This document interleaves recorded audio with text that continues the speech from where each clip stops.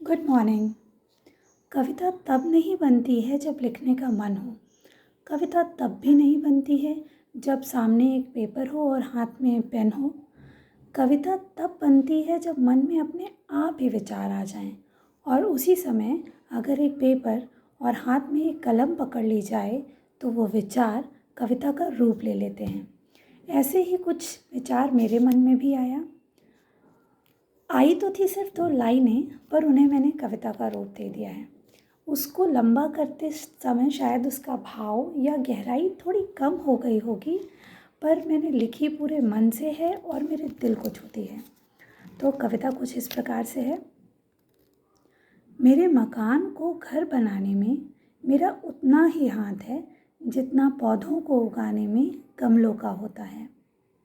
ठीक एक गमले की तरह मैं एक घर से दूसरे और एक शहर से दूसरे शहर बस जाती हूँ एक नए मकान में। फिर शुरू होता है मकान को घर बनाने का सिलसिला। गमले की मिट्टी की तरह मकान को मैं यादों से भर देती हूँ, कभी तस्वीरों से, कभी सजावट के कुछ सामानों से, कभी कालीनों से और कभी खुद ही सीखे और बनाई चीज़ों से। ये घर नया ज़रूर है, पर इसमें हर शहर बसा है, थोड़ा थोड़ा। इन सफ़ेद दीवारों को यादों से रंग देती हूँ। हमारी ही तरह जीवंत हो उठता है ये मकान। कुछ और भी है उतना ही जीवंत, जो घर को आत्मीयता देता है, मुझे सुकून, मेरे पति को उनकी टी टाइम कॉर्नर और मेरे बच्चे को रंग बिरंगी तितलियाँ।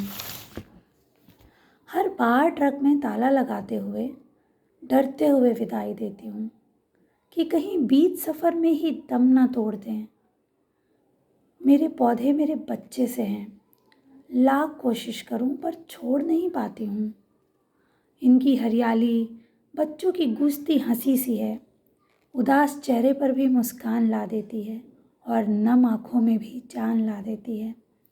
सिर्फ इतना ही नहीं, मेरे साथी, मेरे दोस्त, मेरे पड़ोसी, सबका गृह प्रवेश होता है। कोई किचन में किसी रेसिपी में, कोई किसी खूबसूरत वॉल हैंगिंग में, कोई किसी सुंदर से गमलों में, तो कोई उन गमलों की हरियाली में, कोई कपड़ों की अलमारी में, तो कोई यादों में। इन सब के साथ मेरा मकान मेरे आते ही घर बन जाता है और इस मकान को घर बनाने में मेरा उतना ही योगदान होता है जितना कि पौधों को उगाने में गमलों का होता है। जी हाँ, सिर्फ सजोने, समेटने और संवारने का। Thank you.